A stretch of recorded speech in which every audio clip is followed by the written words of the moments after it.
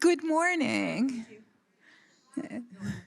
Welcome to day 3 of the conference.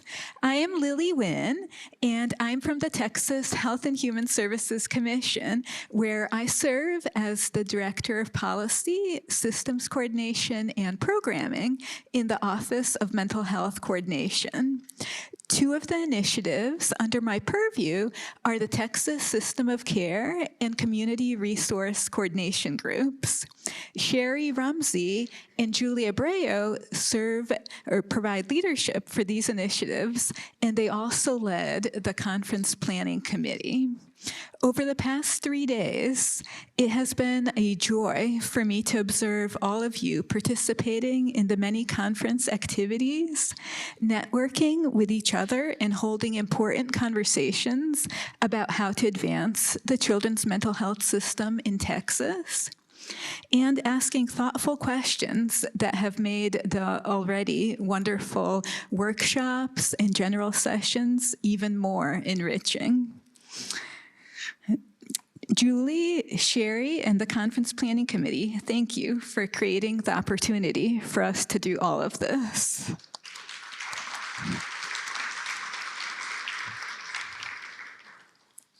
Now I am honored to introduce this morning's keynote speaker, Karen Williams. Karen is a writer and speaker known for her ability to explain the latest neuroscience and apply it to real life. Please join me in welcoming Karen Williams.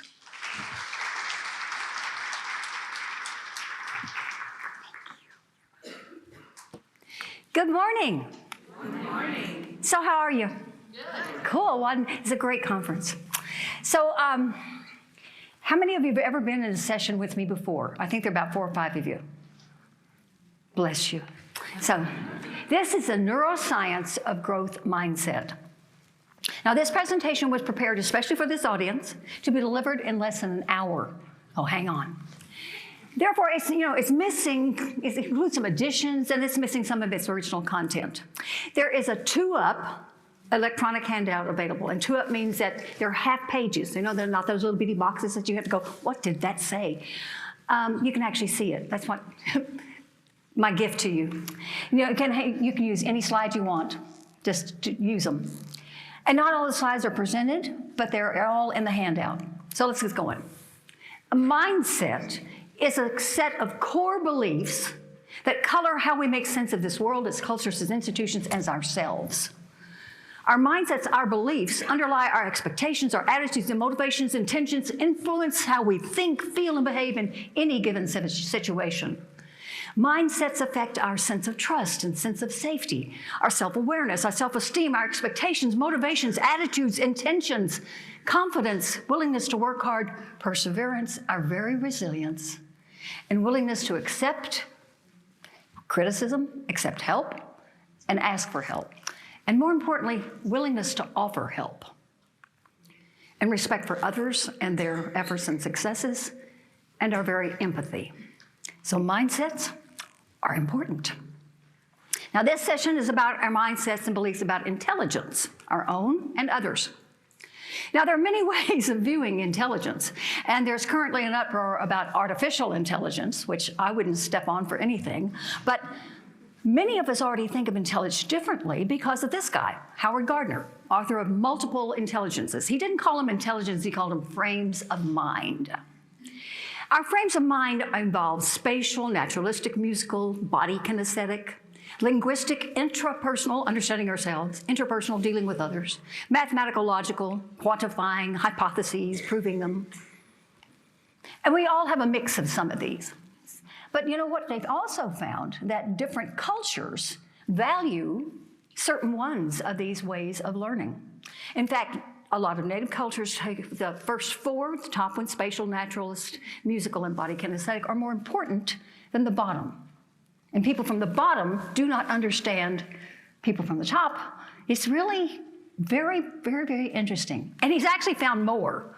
Culinary, people who can taste food and tell you exactly what's in it and how it's made, and then produce something just like it. I am not one of those. So Now, a growth mindset and a fixed mindset are terms coined by Carol Dweck, Dr. Carol Dweck. She wrote The Mindset, The New Psychology of Success. Now, her research showed that just looking at intelligence differently allows us to have different expectations about what it is and how it works. And our expectations can drive processes in our brains that can actually increase our own intelligence. Interesting, but it also changes the way we work with others. Now, growth mindset is defined as the belief that human intelligence is malleable and changeable and improvable. And intelligence can be built and developed and grown like a muscle. And that's the view of neuroscience. And that's why I love neuroscience. Now, fixed mindset is defined as the belief that intelligence is innate. You got it from your DNA, your genes, okay? And inherently stable and unchangeable over time. I mean, you can improve a skill, but you are either smart or you ain't. And I don't know, there are not many of us who have not thought that somebody's dumber than a rock, okay? It's passed through our minds. It has. It should not.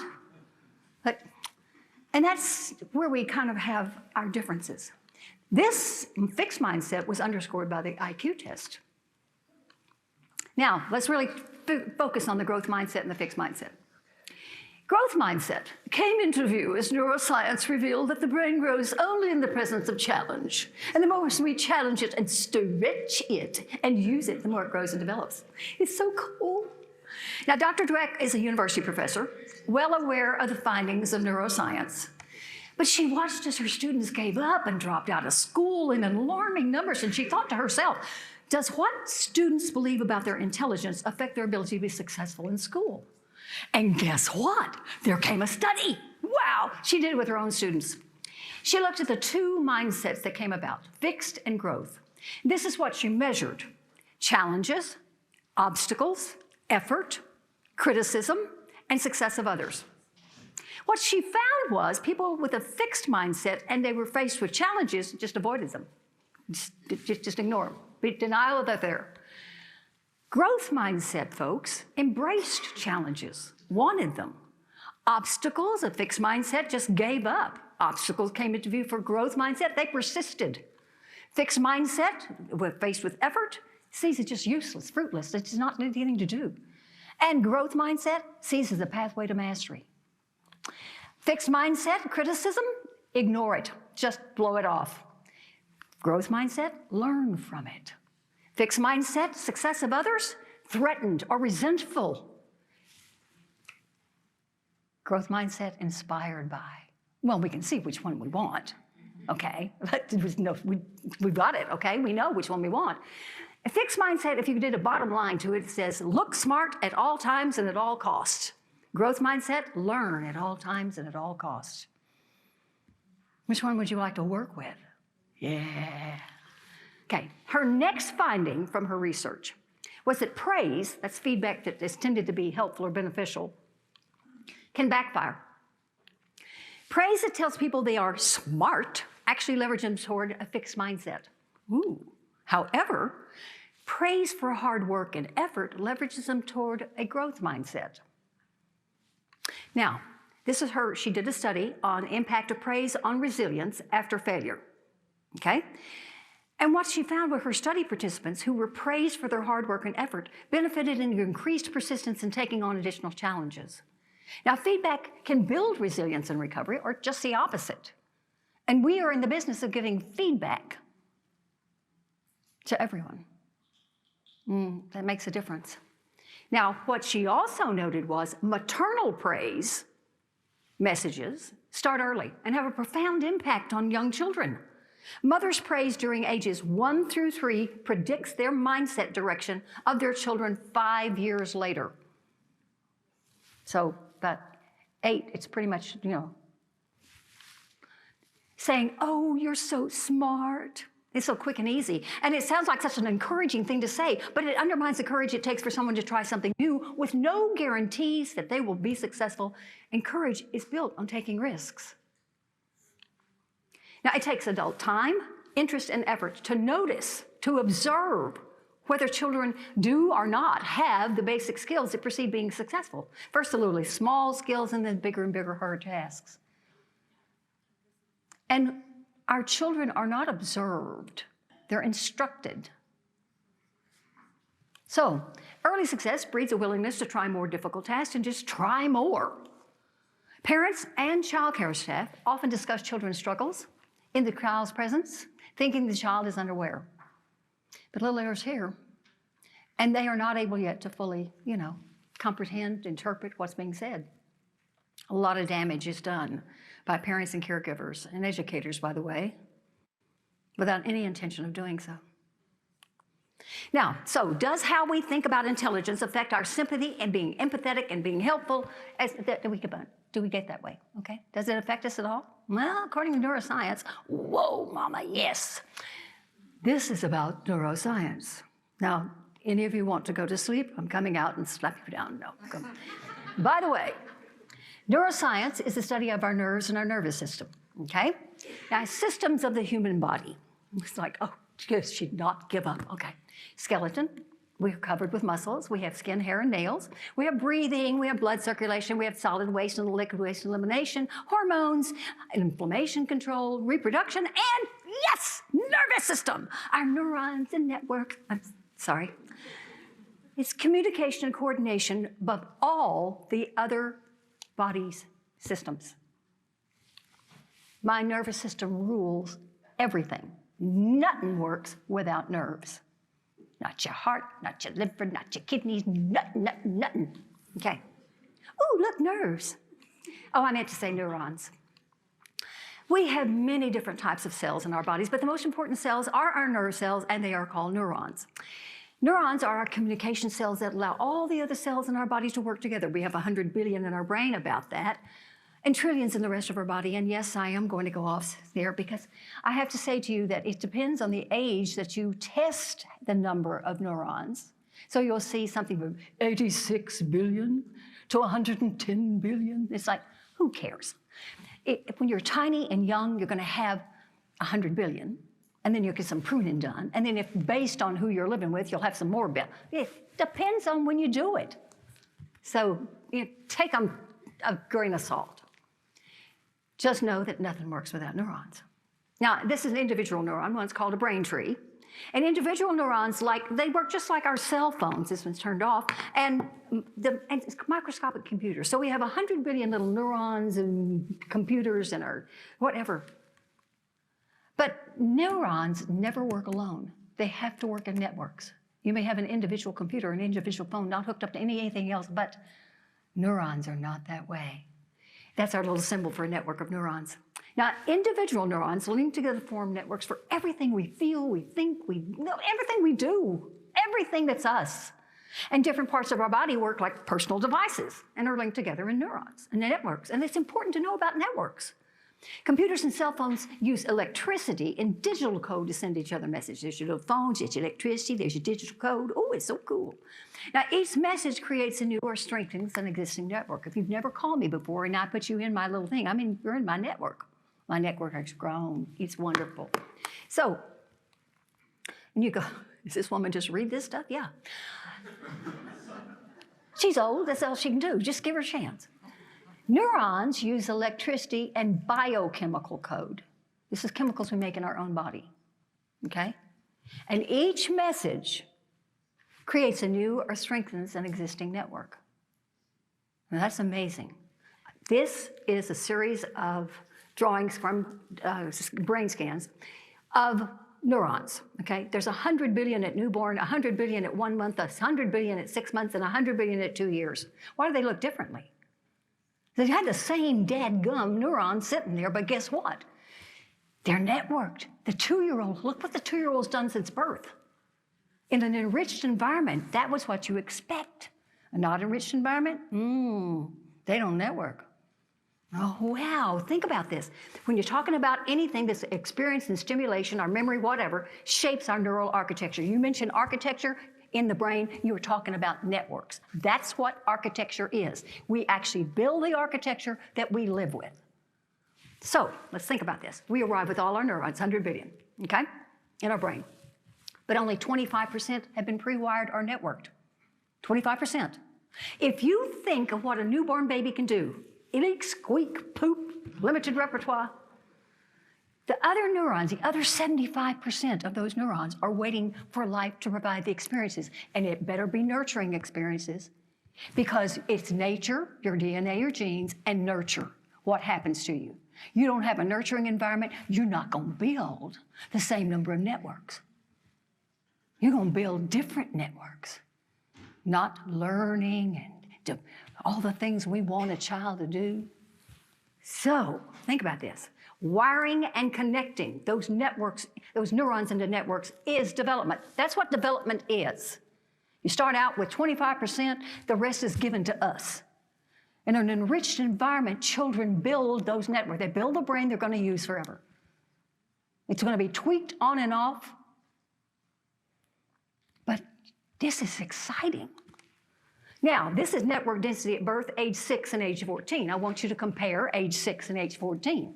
How about network density? Oh, is there something missing in that 14-year-old? Well, you could have proved it by me because I'd have told you they're missing something. One major reason for the increased vulnerability of teens is pruning. That's network removal. Listen, if you built your whole life without ever taking out any of the old networks, the stuff that didn't get enough food, enough rest, whatever, and they weren't strong networks in the first place, or maybe they just were unneeded, if they weren't taken out, you wouldn't need a baseball cap. You would have a brain sticking out so far that it was, stuck out like the brim of be crazy. Think about this. During the teens, childhood's concrete thinking is removed so abstract thinking can be built. Now, it does not build without stimulation. Somebody's got to build this with teenagers. Our teenagers have no one working with them. No one. They're asked to perform in school, but that's about it. If the, McDonald's manager's not training that kid, who's changing that child? This is the reason we have so many 14-year-old, 45, 55, 65, 75-year-old people in this country. Nobody helped them through adolescence. They do not have to develop. It depends on what happens to them. And if they're living in trauma,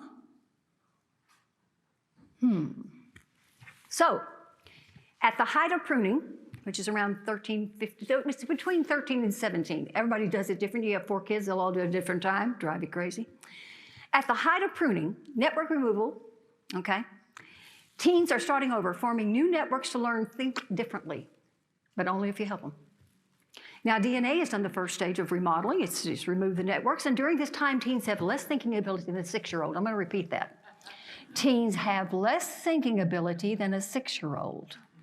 So you just remember one of those horrible times with your teen, and you explain it to you out this way, and you're starting over. That concrete thinking is, you go, what happened to my child? Who took my kid? Well, DNA ripped that sucker off. Now you're stuck with them. You have to buy school supplies. How many of you finished the list and realize you've left the 1 box of pencils out, and they're right over there? You're in the line already. You're not going to give up the line. You send your teenager, 14-year-old, 15 steps that way to get the freaking pencils. And you can't find them. You have let 17 people going for, yeah, go ahead. Looking for that kid. And up shows this thing, hi, Mom. Okay, honey, where are the pencils? What pencils? These are pre-sharpened. I'm going to stab you.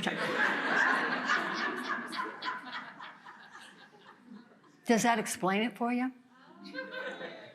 And somebody's got to do something with them. When grandparents lived in and were rateable, grandparents inherited that job. Too many grandparents are raising their kids.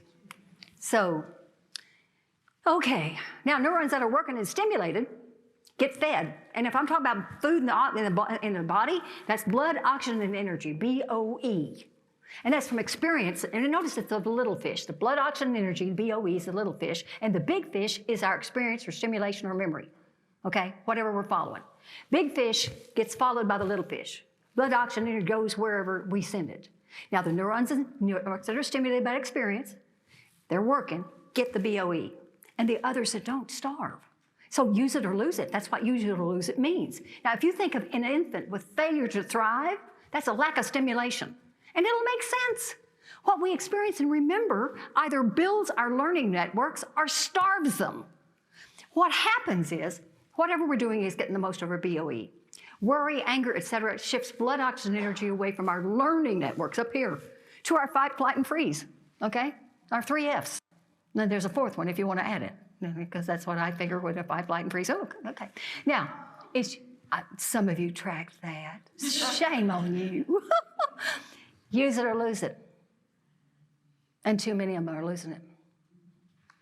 So, our nervous system's ability to learn, change, grow, and heal is called neuroplasticity. I love that word.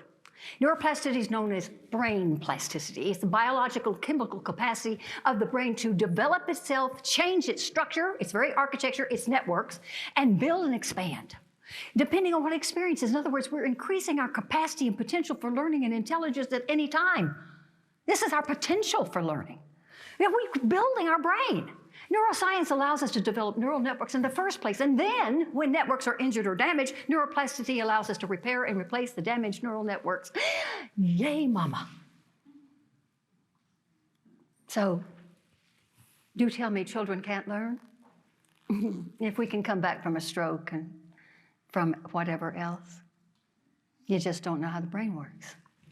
Now, that's how we recover from a stroke or a concussion, is building those networks. And if we can do that, there really isn't too many children we can't reach. Now, this is called structural neuroplasticity. Neuroplasticity means our brains are like plastic. I call them Play-Doh. You don't like the way your neurons are shaped, you push them out. Oh, what was that? I don't know. I hit some. I think I broke your podium.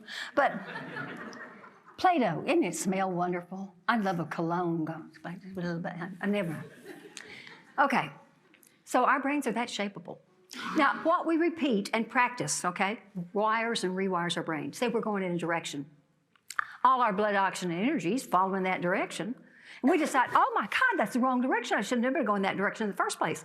And so you go, well, let's just shift directions. We've got to know what to do. And now I'm splitting my blood, oxygen, and energy. But what if I decide I'm not going to do that old thing anymore? I'm only going to do the new thing. Guess what? All my blood, oxygen, energy is going to the new thing. And the other starves out. Takes time, but it happens. Each time we repeat something, our experiences and actions and neural connections grow and get stronger. But we can also change our brain's architecture, our structure. Our new habits means new networks. We're building it as we use it. And that is an opportunity. Then there's functional neuroplasticity. And you don't really need to know this unless you're healing from something, but it's the brain's ability to move functions from a damaged area to undamaged. Literally, I mean, you know, if you're learning to brush your hair again without giving yourself a concussion, you may have some kicking neurons come in, okay? And kicking neurons are helping out the brushing neurons. And it go bong, bong, bong, stop. Our brain literally shifts functions to parts of the brain when we're stimulating it. If you don't take my arm and put the brush in it and brush my hair for me, because what's destroyed in the brain is this tiny little area. There's nothing else messed with. The connections are all working. Stimulate them, and they'll grow. So when a child is sitting you facing you going, I don't know, there's a way to do it. We're just not trained in it. Okay. So after the area of the neurons are injured, other existing neural networks that are inactive or used for other purposes, like picking ones, take over and carry out the functions lost by the injury. Now, sometimes this happens spontaneously, but that's with younger people, and sometimes in response to rehabilitation, which is used with us older ones. You want more, you can look up that thing. Neurogenesis. Oh my God, I love this. Brain cells. Okay, our brain, especially our hippocampus, which is involved in memory functions and development, can produce new stem cells. Now, if you think of a stem cell as a blank CD or DVD, it can be trained or programmed to be any kind. It doesn't matter which neuron was destroyed. You stimulate and it'll build. Hippocampus. I'm going off again. I know. I'm the thalamus, that's the dispatcher for the brain, and I'm getting a signal from the left arm, which has had a stroke because it's in the right section. Okay, right side of your brain runs the left side of your body and your left side, you know what it goes. So I've had a stroke up here in tiny little motor area. Motor's just like a little headband right up here. And so my left arm's just hanging. It's not doing anything. Okay. Now, years ago when I was a child, they put it in a sling. There was nothing to be done with a stroke. Put it in a sling, put it on the counter, so when you washed it, in the shower, you could or lay it over this way so you wouldn't roll over in the bed. But nobody did anything about it. And then, this is urban legend, but I believe it, a little girl sitting in a hospital room with her mom was clutching her mom's hand, squeezing it. And her mom squeezed her hand back. Well, that's impossible. She wouldn't tell the doctor. The doctor said, I'm sorry, you're kind of delusional. You've been in the hospital for several days, and really and truly, this is not possible, so get over it. And she goes, yes, come, and she wasn't going to be put down, so she had the doctor actually had to squeeze Mama's hand. Mama squeezed his hand. And that's all that took to build occupational therapy, where people now do the manipulation. The messages are sent all around the not damaged areas, and hippocampus gets a phone call. Because thalamus goes, oh, I'm getting messages from the left arm. They've had a stroke up there, haven't they? Hang on. Hippo, hi, honey, how you doing? Have you got any stem cells sitting around the refrigerator there? Well, listen, no, I've got a message from the left arm. I know they had a stroke up there. Just listen. I'm going to get regular, repeated, consistent messages from the left arm from now on. Yeah, and they're going to need some neurons. Okay, ship them on. Yeah, promulgate them, ship them out. Let them climb the little ladder, and they're climbing glial cells, and they're going to make it. Yeah, they'll do it. Our brain is made to heal. And for years we didn't know, so we didn't do anything. Now we have ways to help people do that. Listen, humans learn, develop, and heal by looking for patterns, which means you have to do things repeatedly and consistently. Young people, everyone wants to know what's there. They look and hear, they observe models, they seek guided experience. Show me how. There's an automatic way in, and it goes with our mirror neurons. Our mirror neurons. Listen, these neurons are set up at birth and last until, well, my age, which is kind of scary. Now, what is observed is automatically stored in our memory. If it's observed in a way that makes you remember it, okay? Now, there's tons of stuff you do. You got here by driving along the road. You don't remember any of those cars except the one that pulled out in front of you and almost crashed you into something. And then you remember the mole in the back of his neck. You are ready to take him out. So it depends on how the memory was formed. But what's observed is automatically stored in memory. Now, think about this. Say we were both having a brain scan, okay? An MRI of our brains. You are doing an actual activity. In other words, while you're being scanned, you have an actual experience. I, on the other hand, observe while I am being scanned. I have a virtual experience. But guess what? Our subsequent scans look so much alike, you wouldn't believe it. The same neurons were stimulated and wired and networked in both brains. Now, yours, because you had an actual experience, is much stronger, much more powerful network, because you actually did the activity. But mine got stimulated too, neener, neener, neener. So be careful what you model. It can wire in the brain of the observer, and modeling is the most powerful way to teach. And think of the models that our teachers have the opportunity to do. How many exposure? 175 days times 12 years? Okay, think about it. When you have a child that grew up in violence, at 5 years old, he's standing in front of his mama going, you can't hurt my mama. And at 14, he's slapping his boyfriend or girlfriend around. Those models, if I don't counter those models with different models, are in there. Now, practice, repeating something is how we build habits. And you can either have an automatic response of the body, which is a reflex, or you can have a habit. Neither one of those you have to think about. When you get something to where you don't have to think about, like walking and talking, could we walk and talk when we got here? No. We had to learn to walk and talk, and some of us never shut up ever since. But that's a habit. You expect to do it. If you're fortunate enough to have the equipment to do it, you expect to use that equipment. That's a habit, either measured by reflexes or habits. So it builds and expands our network, ourselves of old habits, and ignoring the old ones and not doing them starves them while you build something else instead. And that is a blessing. Now, it's a slow process.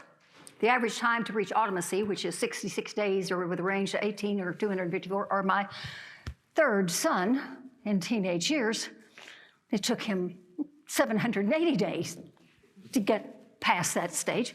So, and have a new habit without running me crazy. 66 days is average. That automacy means done without thinking, done as a reflex, a learned reflex. Slow progress, better know than no progress. Now, learning a new skill that's a habit requires calm demonstration and modeling, calm explicit instruction, calm coaching and practice, calm positive feedback, calm support and encouragement, repeat until it's a habit. I am not a person to do calm with you, but you will remember. So, now, what's my time? I'm good? Okay. How many? 30. Oh, I can do it. I'm sorry. Okay, now this is often quoted. The capacity to learn is a gift. The ability to learn is a skill. And the willingness to learn is a choice. If you have ever lived with that, you have lived with an error, okay? Because there's a big piece missing. Huge piece missing. Intelligence is each person's unique combination of cognitive capacity or potential for learning, knowledge, abstraction, logic, understanding, self-awareness, emotional reasoning, planning, creativity, critical thinking, problem solving. No pressure there, okay? Cognitive capacity is an empty bowl. You can't measure it. Some of us got little bitty bowls, and some of us got big bowls, but who knows? Because you could have big little bitty bowl and it could be overflowing, and you could have a great big bowl and have just a little bit in there. Nobody can really measure that. Your potential for learning. You can't measure that. And you know what? DNA's gift is not a specific amount of smarts for each of us. That's not how the brain works. Okay, you got that amount of smarts, you got that amount, you got, oh, honey, I'm so sorry, you didn't get, no, okay. You see what I'm saying?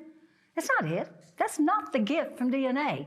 It's our brain's processes, that's the gift. How our brain works, that's the gift. So, we also have cognitive abilities and skills, by which we acquire and apply knowledge and which are honed via our opportunities, experiences, and practices. And I'm going to tell you, I believe opportunity is the most important part of that.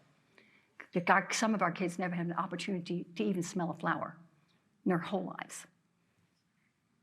Think about that. That's scary. Now, cognitive ability, that's our IQ, is the amount of content in the bowl. And that's acquired through opportunity and experience. That's your IQ test, okay? So, cognitive capacity, cognitive ability, but there's a missing piece. Discomfort, distress, anxiety, trauma are the lids. Okay, lids interfere not only with our capacity, our potential for learning, but with our ability and our choice. Some people have lids that are slightly on there, some of it, the lid has been sealed on there. And it's really interesting, I taught this to kids, and one of the kids says, you know, it could be parents. Parents are the lid, or maybe teachers. Not. I never thought of them as human beings. I just thought of it as the resource of trauma. But it was an interesting way to look at it. Now, how many of us have kids in school with lids? And what do they look like? I don't know. Because I haven't got the energy to think about what you want me to think about today. Because I was up all night dealing with the craziness of my house. So, this is a reframing, but I want you to really get it. Cognitive capacity, your capacity, anyone's capacity, can be absolutely obscured by the lids that they wear. So you cannot judge how capable they are. I believe that almost everyone I meet has the capability of an absolute genius, but the lids were still on. Discomfort, distress, anxiety, trauma are all the lids.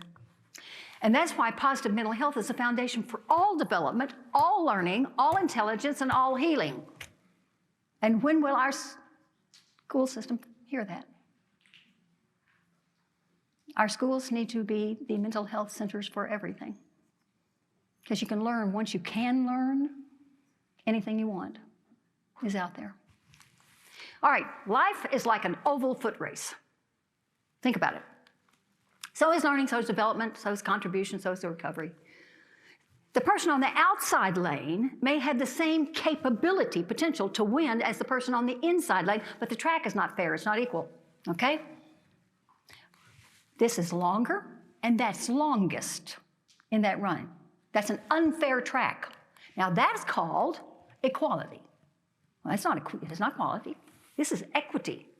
This makes it even. The race is even here. I want you, whenever you see an oval race, to remember that nobody starts at the same place. Outside lane always starts at a different distance than the person in the inside lane. You know, have you heard the inside track always gets to whatever? Well, that's why. Inside track's shortest. And that's our mental health dilemma. And having a growth mindset is part of the solution. Understanding how our brain works, being energized by that opportunity, and meeting that opportunity head on. And with every client or person that we work with, to understand that they have enormous potential. And with those lids blocking it, they can't even see their lids.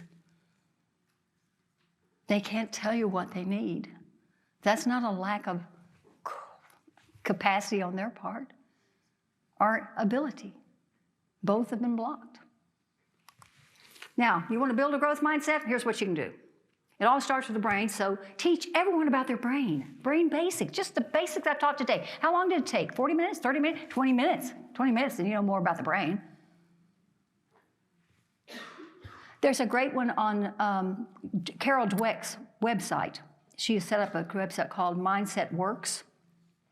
And they've actually done series of tests that show that bullying drops. I'm doing a bullying presentation in a couple of weeks from now on Carol Dweck's growth mindset and how they have proven that drops bullying just almost unbelievably. But this little piece up here that I have Centis.com there, it's that's a video. 4-minute video teaches you about all that stuff I talked about. Much better than me. And then Carol Dweck's Mindset Works is a great place to go for that. And teach about neuroplasticity, growing, repair. You don't have to teach it formally. 1 to 3 years old, let's go. Let's build our brains. Whoa, it's so much fun. And 4 to 6, our brain's like a muscle. Just build it, make it stronger. Use songs, draw the brain, learning, all the artwork you had done, taught kids at a gut level about mental health. 70 years? Well, up to 85 or 90. When learning something new, they say let's wire our brains. Or if there's an error, that's a trial effort. Let's rewire our brains and celebrate the human brain that can heal from concussions and strokes and all sorts of damage. And this is language to avoid failure. There's no such thing as failure. If indeed failure is part of the process of learning, then making failure a bad thing sends a message, a totally mixed message. Replace it with trial effort. Congratulations on making a trial effort. You ended up in a different place than I hoped you would, but oh, let's try again. So wordy. But you know, you get the idea. Instead of greeting a wrong answer with a no or error or buzzer sound, just say trial effort. Look, people tried. Make them feel safe, make them want to continue to try. Anyone who can, you know, everyone knows they gave the wrong answer. Well, I'll kick them while they're down. Or look, do a retake. I have teachers across the whole country. They go, retake, and everybody knows. It's how many shots does a rector get before he gets one that we get to see? I mean, how many? Action? Oh, action 378, whatever it takes. Or you can't raise a teenager. You gotta have that kind of outlook. Positive feedback. It's important to provide feedback that validates a person's positive choices and decisions without telling them that they are smart. Now, I don't know. I like being told I'm smart. I'm sorry, selfish. But if you question that ask a person to think about their own thinking, that's metacognition, is often the best form of feedback. Look, how did you reach this wise decision? How did you make this wise choice? Makes them think. I don't know. I haven't got a clue. But being able not to make fixed mindset the direction you're sending them makes a difference, okay? But it takes time, interest, effort to notice the processes that do. Do they listen well? Do they focus? Do they plan? Do they do the basics? Can they answer your questions about what they think is missing for them and what the kind of help they need? And no, never try harder without first knowing exactly what people are doing in the first place. I have students that literally have just fallen apart because they've been told, you're not trying hard enough. And they were trying so hard it hurt, but they were doing the wrong thing. No one ever checked how they were doing it, what their basics were.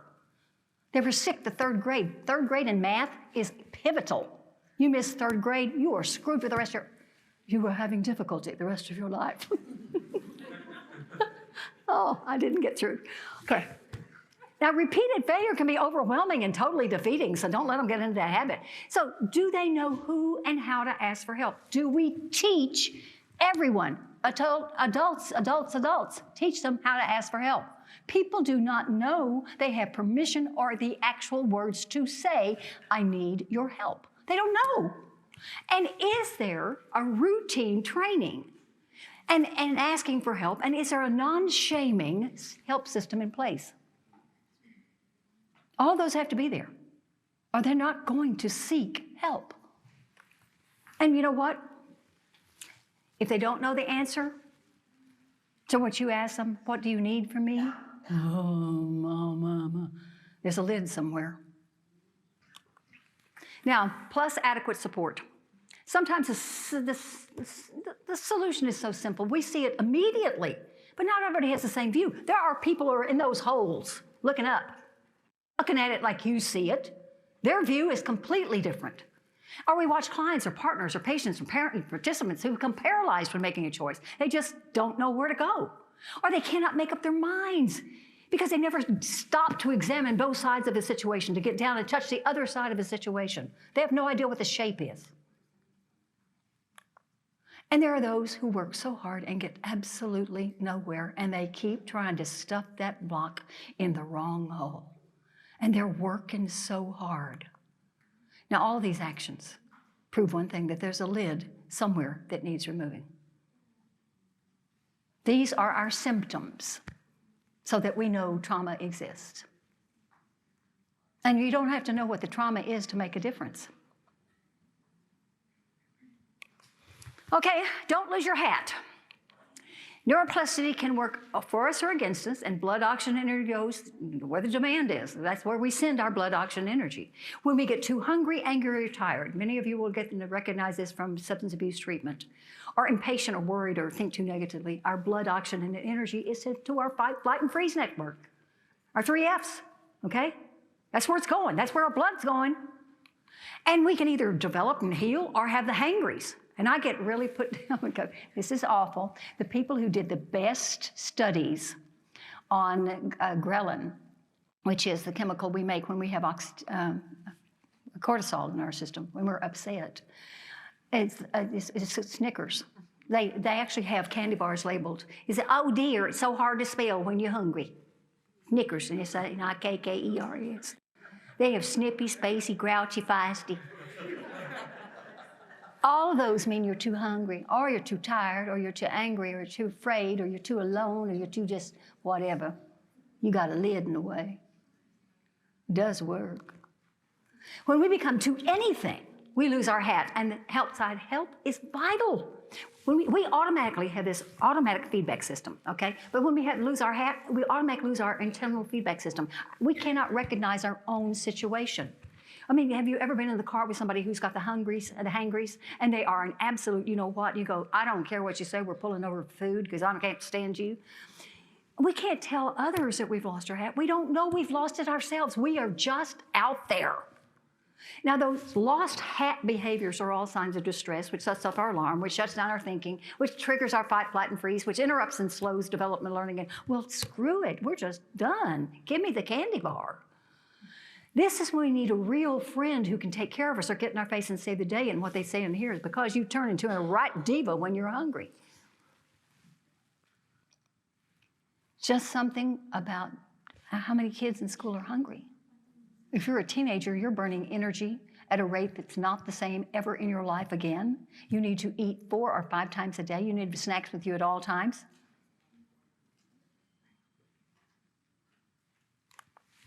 And the power of yet. I can't do this yet. This doesn't work yet. I'm not good yet. I'm not good at it yet. I don't know how to yet. Everything that's negative, you don't have to correct the person's statement, just put yet at the end of it. It gives them hope. You haven't done this yet. You haven't figured it out yet, but we're going to. Or if you have a place to clients wait or anything of this sort. I was in a therapist's office with my grandson, and she had Bruno Mars and Janelle Monáe playing over and over, done the little videos and the whole thing, because the little kids that come with their parents have got to, it was ugly there too. So it's a wonderful thing to teach. There are growth mindset biographies and growth mindset picture books. And so if you get the parents and grandparents, whenever I have something that I want a person to actually use that's not age appropriate for them, and it's too young for them, but that's who they are. They're like a 14-year-old, 35-year-old, and they're 35 years old, but I want to use 14-year-old materials. I say, I want you to do this as if you were working with a young child, because they change their attitude toward it completely. Usually on somebody else's behalf. But guess who's getting the message? And when parents do it with their teenagers or they do it with younger children, guess who's getting the message? Both. Don't give something to a kid without having them work with someone else, another kid. And Social Emotional Learning Journal, this is meant for 8 to 12. I figure it works for 35, 40-year-old people who've been living with trauma for 15, 16 years. It's just, it literally, just assign it to them. It helps pry the lid off. Now, you want to unfix a fixed mindset? Focus on the journey, not the end result. Do not be a motorboat. Be a sailboat. Sailboats take forever to reach because you tack back and forth. It takes patience to do that. If we're impatient with anybody, even the system, we have really kind of given up. Patience is driving everything. You believe that it can happen. It just hadn't happened yet, because I don't know how to turn your buttons on, but I'm going to find your buttons and then I'm going to jam them. If I can't help you, then I'll find somebody who can. But my belief in your ability to do it never, ever fails. Incorporate yet all the time for yourself as well. Pay attention to the words and thoughts. Anytime you have a negative one, stop doing that one. Replace it with and you have to tell people what to say. Well, what do you say? Replace that. Well, give them something. Put it on the mirror in the bathroom. Take on challenges. But let's face it, the distribution of genetic traits and capacities is not exactly fair and equal. This is what you've inherited. Oh boy. But the vast majority of our success is earned. We've had to work for it. We had to learn to walk ourselves. Okay, now it's a habit. So we're going to end with this. How's my time? Good. You love it. Now I'm going to do this for you, and then I'm going to actually tell you, you have to stand to do it with me. I know, don't you hate these things that people bring to conferences? You go, good night. But we're going to do it anyway. When I do this with suits, corporate people, they are the least willing to do it. They're horrible. They are really terrible. I mean, I'd rather just talk to dogs. I'm serious. You can make a dog howl, but you get. So What we have here is, it comes from Rainbow Days.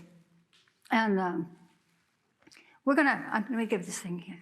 Let me get it out here.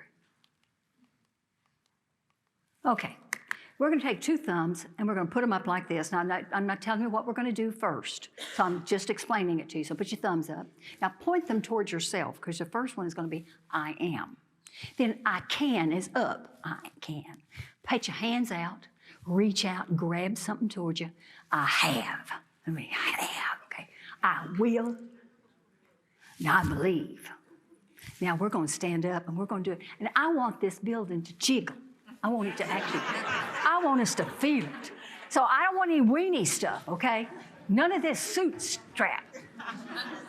Come on, Lily, get yourself up. We're gonna get that tiny little voice moving, baby. Now, if you can't comfortably stand, you sit comfortably, okay? Now, I'm gonna do it, then it's call and repeat, just like at church, okay? I'm gonna do I am, pointing toward myself, and you're gonna do I am. So, I am. I am. Okay, that was good. I need a little more enthusiasm. I am. I am. I can. I can. I have. I have. I will. I will. And I believe. I believe. Woo! Okay.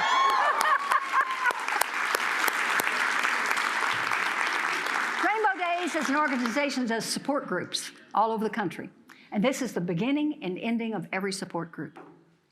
The kids finish it out with something positive about themselves. And what's interesting is most of their staff comes from people who were in support group when they were 7 and 8 years old, who promised themselves to do I am, I can, I have, I will for the kids of the future. So it's amazing. This powerful thing. You don't even have to finish the sentence. But if you think anything negative ever, say, yet. I haven't done it yet. Thank you, my darlings.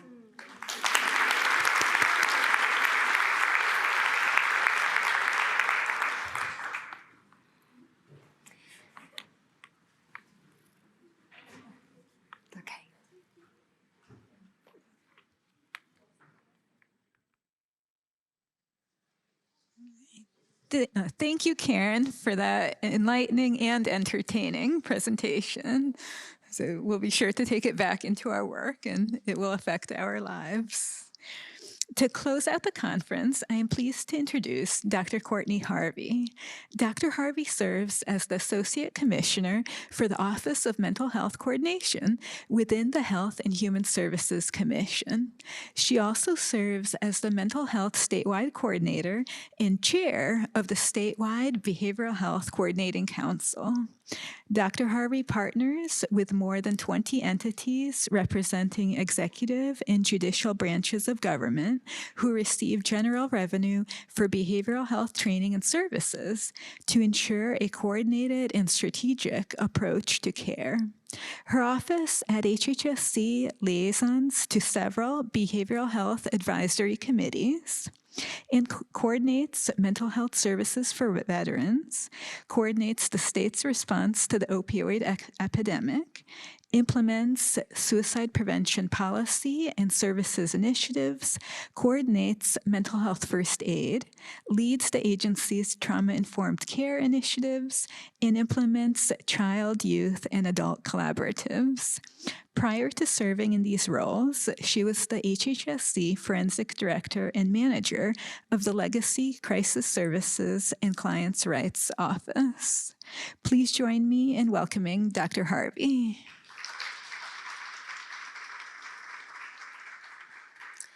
I gotta say, I hate that I have to follow Karen. Why do I have to be the one to close us out? I said, I just want to make her miniature and put her in my pocket and carry her around every day. Good morning, everybody. Oh, yeah, I like it. I like it. Do it again. Good morning. Oh, y'all sound like y'all ready for lunch. Good morning. All right, yes. Okay, there we go. There we go. I want to start by acknowledging the work of the Conference Planning Committee in implementing this 2023 Texas System of Care and CRCG conference. Each time this conference is hosted, you all really do outdo yourselves. I've never planned a conference, and I'm just incredibly grateful for people like you that have the desire and that have the expertise, that have the skill sets to plan and carry out an event like this. So really and truly, thank you for your service.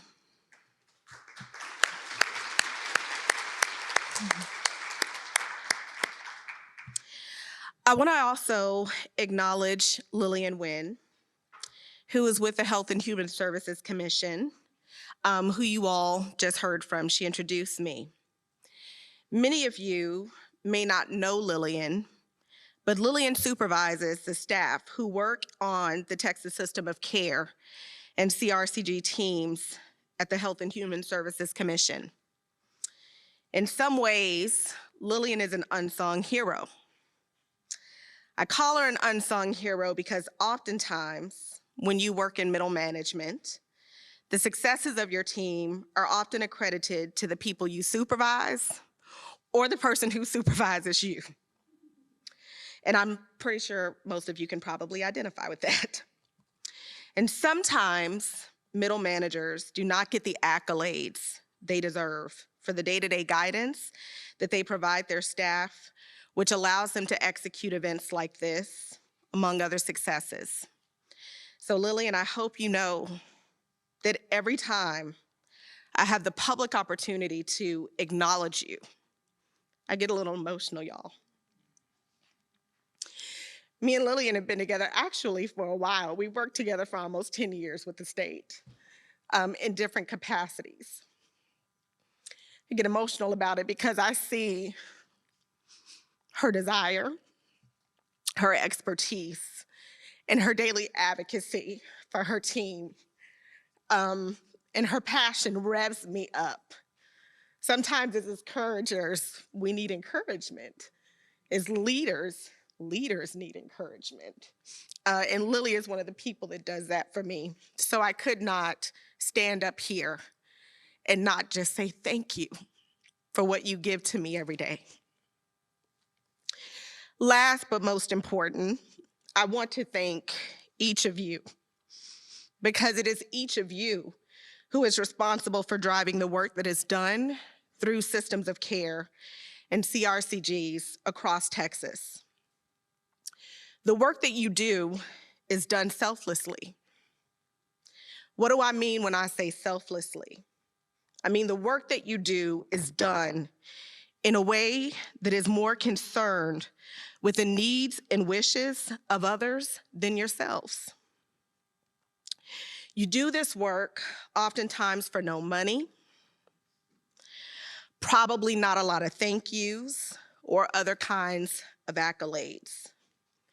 Yet you get up every day and fight the good fight for you, for your children, your grandchildren, your families, your communities, and ultimately this world. I am a person who believes that we can literally change the trajectory of this world by healing traumas and strengthening families. And I know that this might sound impossible. I just so happen to be a believer in the impossible. Oftentimes, we attend conferences, symposiums, and the like, and we are gathered with like-minded people, and we are so energized and re-energized, and we take that energy back to our homes and into workspaces. And then not even 2 weeks later, we find ourselves bogged down by imperfect systems, difficult life circumstances, and more. And before you know it, what happens? Y'all know, I know y'all know. I know y'all know how it feels to go to a conference, be energized, and then you get home, and then what? What? Somebody is like, work. Yes, I can identify to whoever said work. Yes, every day, right? When you start hearing those no's, your kids ain't acting right, grandchildren ain't acting right, you're like, it's all to hell. It is all to hell. My energy is gone. Next thing you know, we are feeling tired. It happens, y'all, right? That's the reality. So my charge The call to action that I have, not just for you, but for all of us, is that we might continue to be the eye of the storm. What do I mean when I say be the eye of the storm? If you know anything about tornadoes, hurricanes, cyclones, et cetera, you know that around those events, there's wind, there's materials blowing, there's noise, all of that. But the eye is always still. It's calm. A lot of people don't know that. You can see a tornado, the world is crumbling, but the inside of that tornado is still, it's calm. I'm asking that we take care of ourselves so that we can be the eye of the storm. There are people depending on us to be the eye, to be unshakable, to be unmovable. My charge for us today is to stay connected to like-minded people who are fighting in this fight with us, who are striving to get children, youth, young adults, and families the help they need to live out their purpose and to not just survive, but to thrive, to flourish. This is my call to action for each of us today. We cannot do it alone, but we can do it with one another. I hope that you've enjoyed this conference, and I wish us all well until we meet again. Thank you.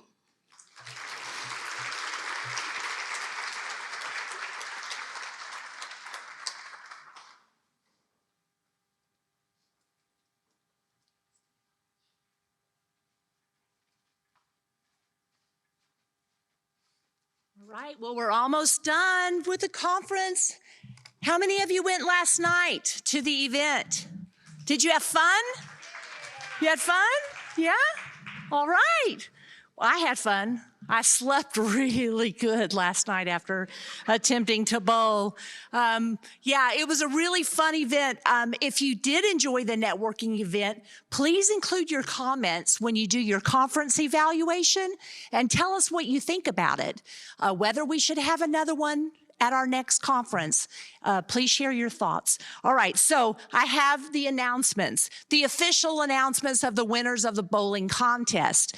So if you are here, I need you to come forward to get your prize. Is there someone who can help me with prizes? Oh, good. Okay, so right here. All right, so for the winning team, we have a picnic blanket for Michelle G, Michelle B, and Amanda S. Where's that winning team? Come on down. Come on. Look at these ladies. Don't be fooled. They are sharks on the bowling alley. So get your picnic blanket. They had a total score of 363. Now, the best bowler of the night was actually not on that particular team. It was on a different team. The best bowler of the night was Sonia, AKA Javier Reyes. But as he was bowling, he identified as Sonia. So is Monica Reyes in the room? Monica, come on down and you're related to him, right? Oh, who's his wife? So your husband is his last name Reyes? Oh, I thought it was your husband. Okay, I'm so sorry. Y'all can share him. He's a good bowler. But probably it'd be best for you to come and accept his prize for him. Is that middle bag? Thank you. And I'm so glad that he bowled with us. Now, the most challenged bowler of the night, the one who definitely should not quit her day job to bowl for a living, I hope she's in the room and we have a special prize for her, is Ophelia Jocelyn in the room? Ophelia? For your prize, Ophelia? She gets a mega bottle of Centrum Silver for adults over 50 vitamins. Way to go. She's only 32. Well, you still, oh, you bowled at 32. I wasn't even going to tell him your score, Ophelia. Oh, did you see that? Y'all saw that, right? See, that had something to do with her bowling skills right there. All right, so she did it. Okay, I'm just saying she needs the vitamins and maybe a nap. Okay. Well, I didn't share it, but her husband, they his high score was, I think, 128 or 130, something like that. None of us were very good, but it was fun. And for those of you who played cornhole or the other games or just enjoyed talking and networking, I think it was a lovely evening. So I'm so glad that you guys chose to go. All right, do I have everybody's passports? Okay, so I'm going to choose 3 of them at random, and these 3 winners are going to get bingo prizes right here. They're going to get a mega prize. It's the tote, the insulated tote, a picnic blanket, and a speaker. So the 3 people, if they're still here, are Candreas Jones,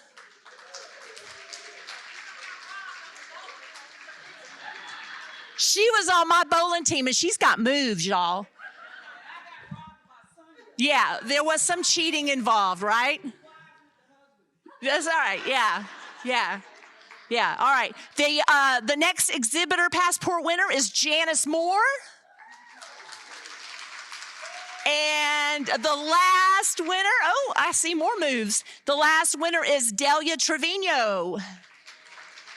All right, woohoo!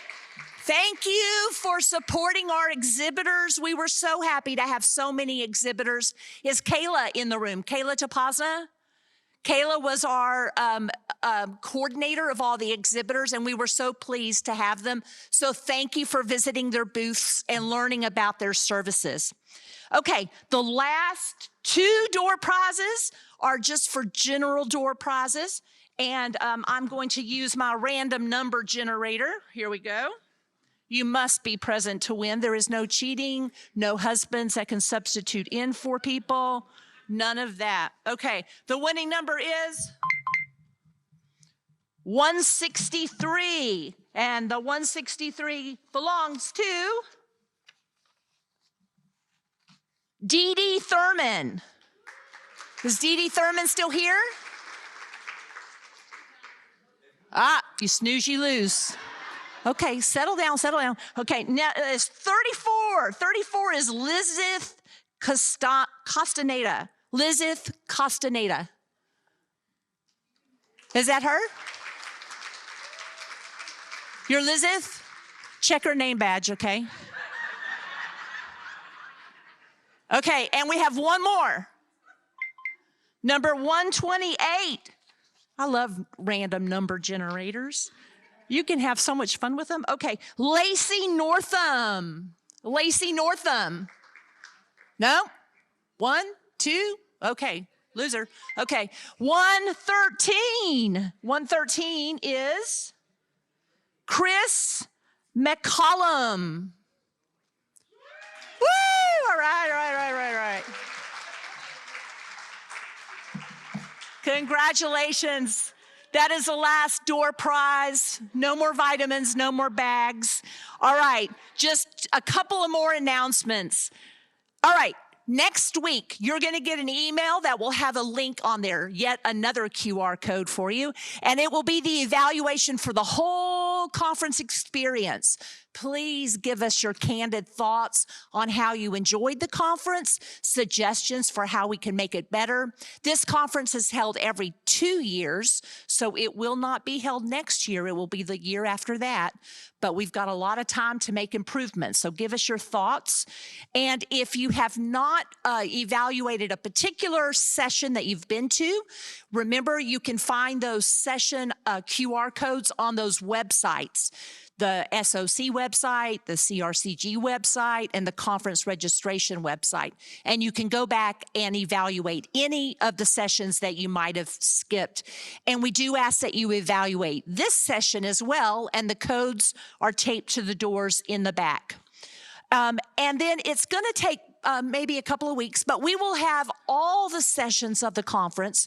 We recorded them all, and they will be available for viewing on our website. It will most likely be on the System of Care website, but we'll get that information to you, and you can share those videos with other people. And don't forget to request your CEU certificate. Do you still have your tracking forms?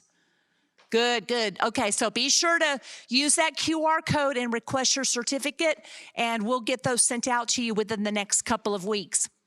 So, can we close this conference out by repeating what Karen taught us? Yes, we definitely need to stand. Karen, do you have the energy to do it one more time with us? Can you come up here and do it one more time with us? One more time. Ophelia, you can pass around the vitamins if you want to everybody. No? Okay, I'm bringing you the microphone. I'll hold it while you do it. Okay, are we ready? Everyone get ready? Pointing towards yourself, okay? I am. I can. I have. I will. And I believe. Woo! Woohoo! All right. Have a safe trip home, everybody. Thank you so much.